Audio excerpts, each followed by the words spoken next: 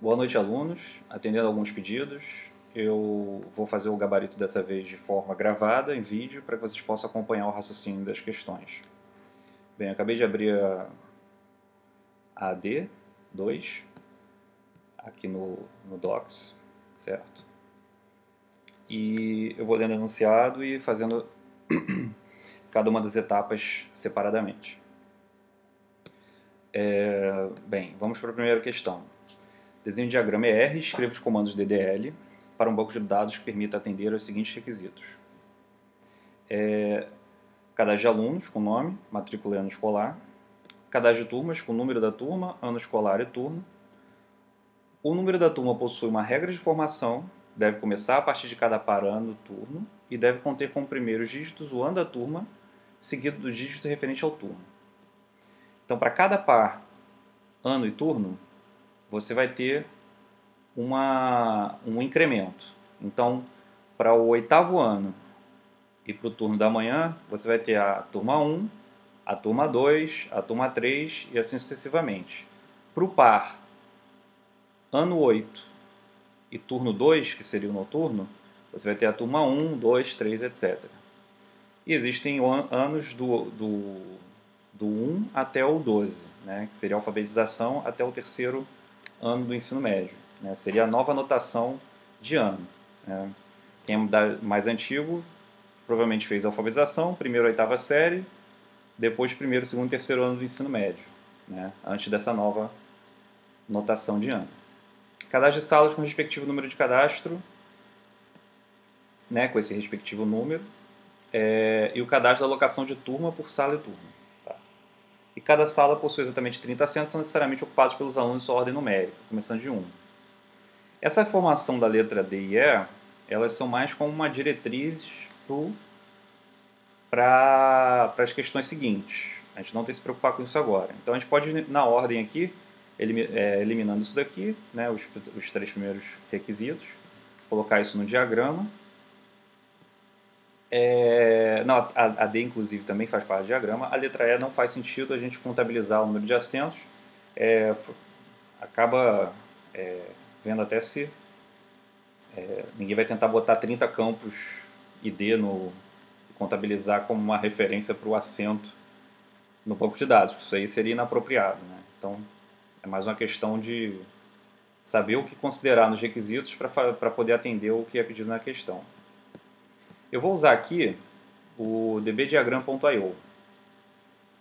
Ele é uma plataforma online, gratuita, e que você, na verdade, escreve o diagrama como se fosse uma pseudolinguagem. Isso aqui não é o SQL nenhum, né? Dá para ver pelo colchete. Mas ele consegue gerar um diagrama por isso. Inclusive, ele até teria como exportar isso depois como SQL. Só que eu só vou utilizar isso daqui para fazer a parte visual do diagrama. Eu não vou usar para gerar o SQL porque isso é parte do trabalho da AD, certo? E o SQL gerado por essas ferramentas é fácil de identificar. Eu quero que vocês consigam gerar um create vocês mesmos na mão. Esse aqui, por acaso, é o diagrama da AD passada.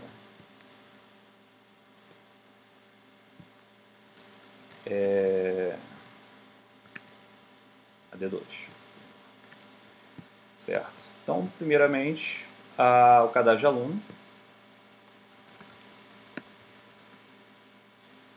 Se não me engano, é assim.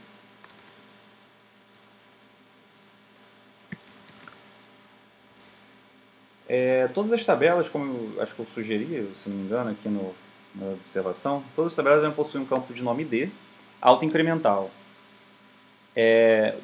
Não vamos colocar acento nem espaço, né, no nome das tabelas.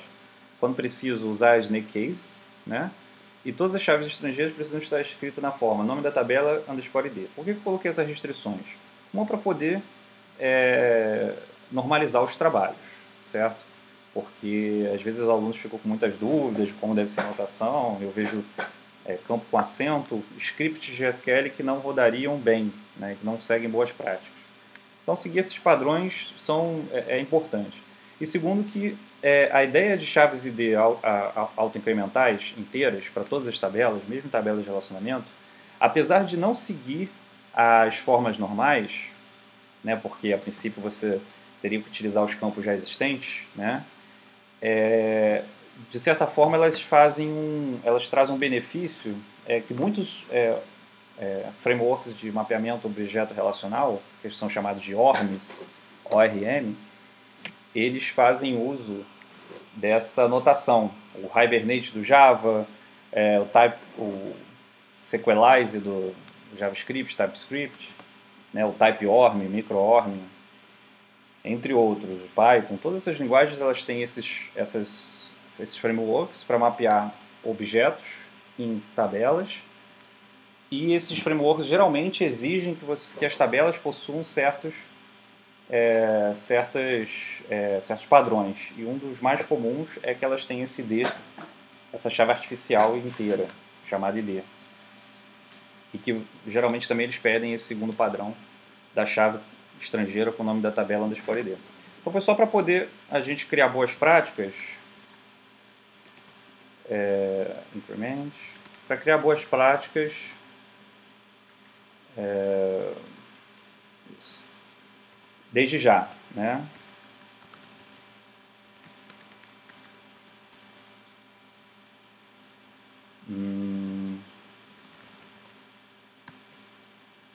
Certo. Acho que ele não utiliza vírgula. Perfeito. Então, estou criando aqui primeiro a tabela aluno. Então, cadastro de aluno com nome, matrícula e ano escolar.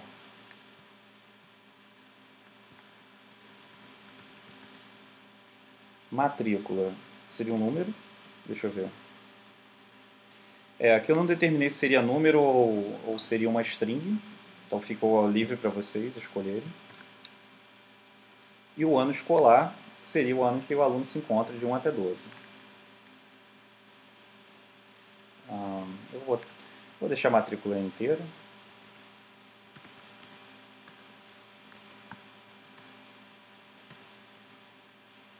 Aqui poderia usar até um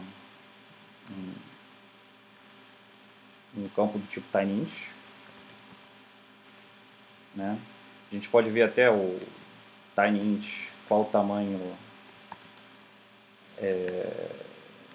o maior valor que você pode atribuir nesse campo. E aqui a gente vê que mesmo com sinal você consegue escrever até 127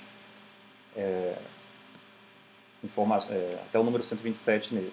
Eu não estou usando campos inteiros unsigned, que seria sem o sinal de menos. O que acontece quando você tira o sinal de menos? Você libera um byte na representação em bytes, que pode ser usado para fazer um número ainda maior, representar um número ainda maior inteiro naquele campo da tabela.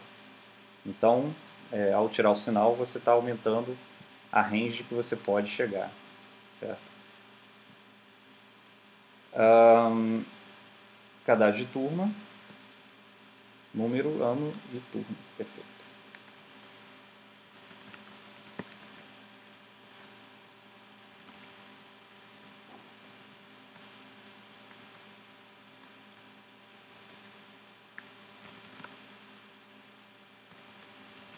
Sempre auto-incremental.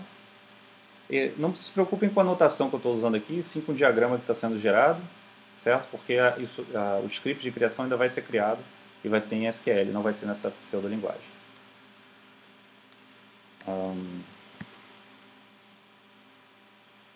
O número da turma, na verdade, ele obedece àquela regra de formação. Correto?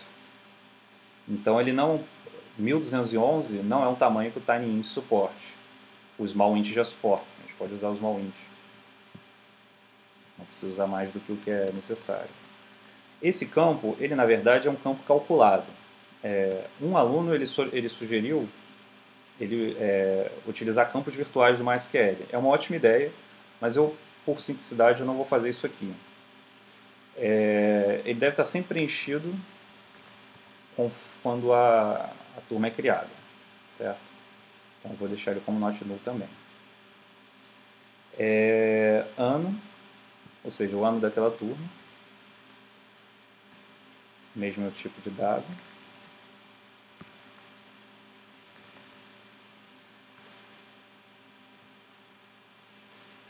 e o turno. O turno são apenas 3 opções. A gente poderia usar aqui uma estrutura de dados também chamada enum. Andei utilizando muito ultimamente o enum, né, já que são 3 turnos. Inclusive ela indexa da forma na ordem, né, numérica, né, 0, 1, 2. A gente pode verificar isso depois. Se bem que para eu ter garantia de que a gente vai mapear 0, 1, 2, certo? E por conta dessa informação ela ser salva, ser utilizada na formação da turma, talvez não seja ideal nesse caso usar enum, e sim usar realmente um tinyInt também para esse campo.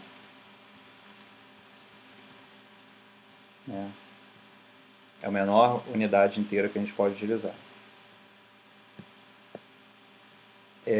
Uma coisa que eu sugeri na tutoria, na sala de tutoria, é que, se vocês quisessem, vocês poderiam utilizar um campo para guardar o incremento, né? Esse finalzinho do número da turma, 1, 2, 3, de forma a facilitar na hora de você... Eu quero saber, para esse par ano e turno, né, para essa dupla de valores, qual é o último valor que foi cadastrado para poder cadastrar o próximo. Eu não vou usar esse campo, porque eu vou fazer uma consulta em cima do número da turma atual, mas eu poderia sim usar um campo para poder guardar essa informação. Por outro lado, pensando aqui, se a gente não salvar o número, ou seja, se a gente retirar o campo número e colocar aqui o campo SD, ou incremento, ou índice, como um campo em separado, a gente, com essas 3 informações, até nessa ordem mesmo, né, ano, turno e índice, a gente consegue reconstruir esse campo número em código. Então, qual é a grande sacada? No PHP, você vai apresentar o número da turma.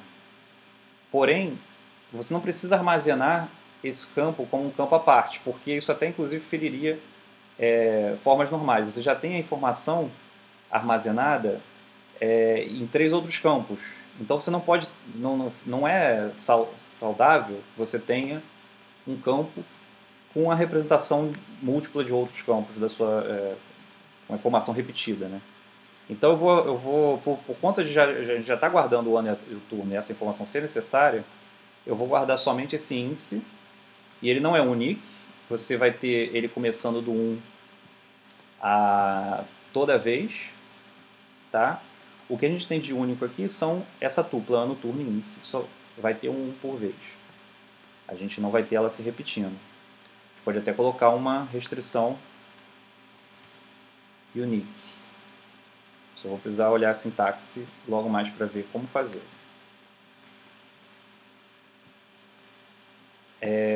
Por enquanto eu vou deixar sem a restrição de unique. Certo. Cadastro de turma, ok. E o cadastro de salas com respectivo número e cadastro de alocação de turma por sala e turma. Certo. Cadastro de salas com respectivo número. Então, sala vai existir e só tem um número como campo.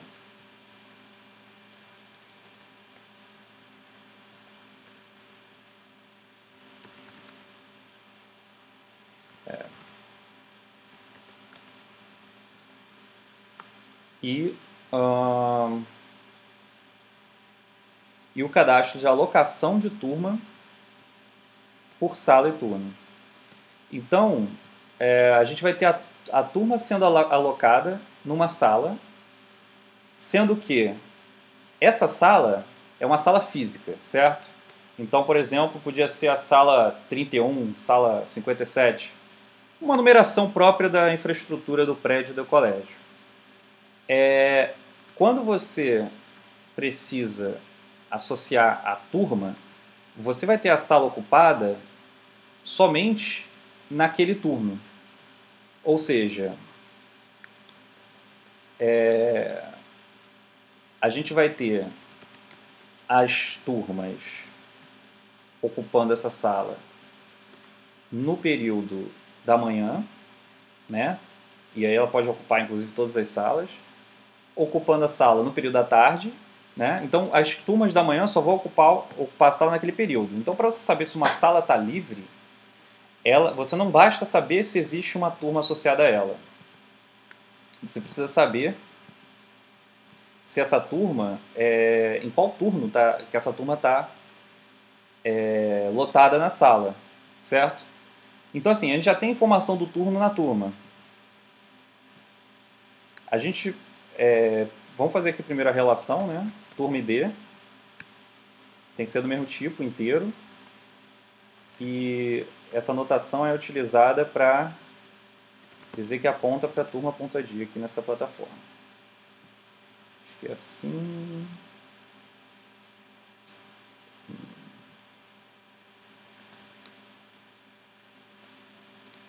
Vou ter que usar o help.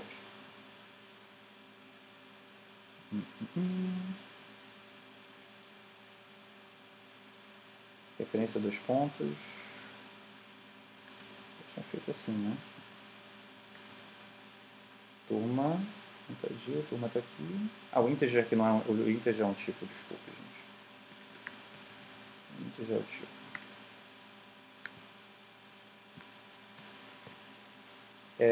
E sala de.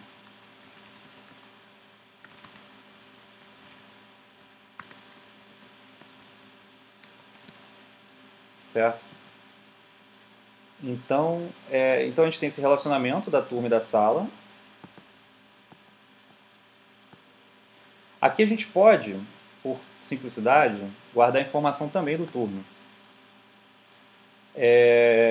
O problema é que a informação do turno já está na turma e a gente pode incorrer, sem querer, numa falta de consistência de dados se a gente puser essa informação daqui.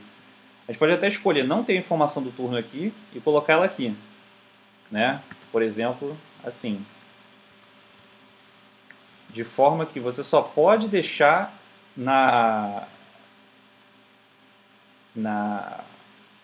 associar na sala, naquele turno, uma turma que seja daquele mesmo turno. A gente pode deixar essa restrição, ou a gente pode... Só que isso vai gerar uma possível falta de integridade, ou seja, essa integridade ela teria que ser garantida por código. Outra coisa que pode ficar um pouco mais complicado, mas dá para fazer com a consulta, é a gente não armazenar essa informação de turno.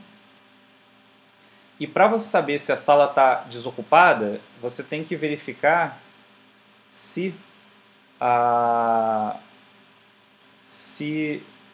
aquele turno que você quer saber, se ela está ocupada ou não. Ou seja, para todas as tuplas, turno e sala, qual é o turno dessa sala.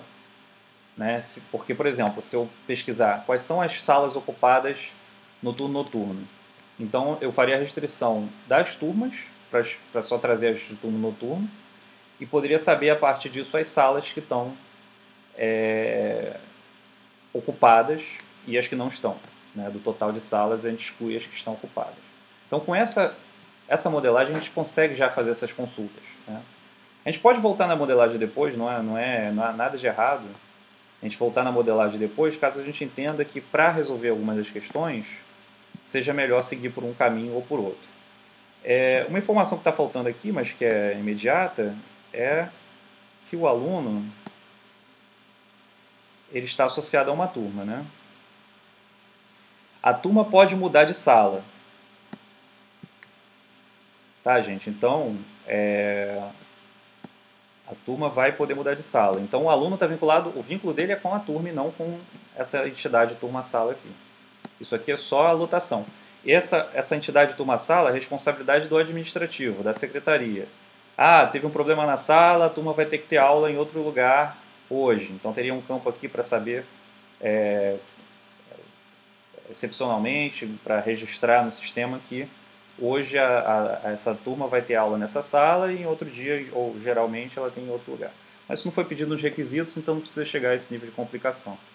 Certo? Então, o aluno a princípio, ele está vinculado naquele ano, né? Porque ele vai progredindo, ele não fica sempre vinculado a uma turma.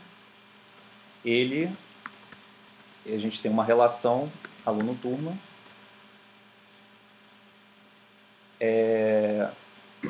Todas as tabelas, inclusive, de relacionamento vão ter um campo ID. Então, você tem o ID do aluno,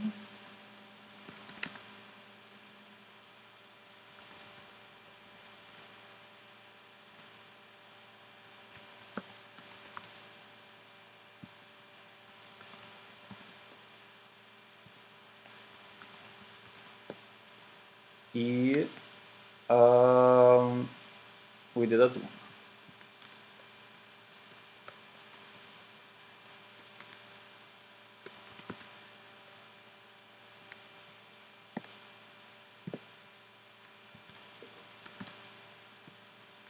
Certo?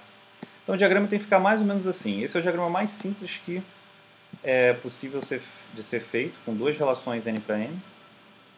É um pouquinho mais elaborado do que de outras ADs, ou da AD1, da AD do ano passado, da AD2 do ano passado. Mas, com isso aqui, a princípio, você já consegue responder as outras questões, certo? A gente pode precisar fazer algumas adequações, mas, por enquanto, eu vou deixar aqui. Por exemplo, essa entidade também poderia ter o ano, né, já que anualmente o aluno muda de turma. Mas isso a gente não está considerando na complexidade desse problema. Ok.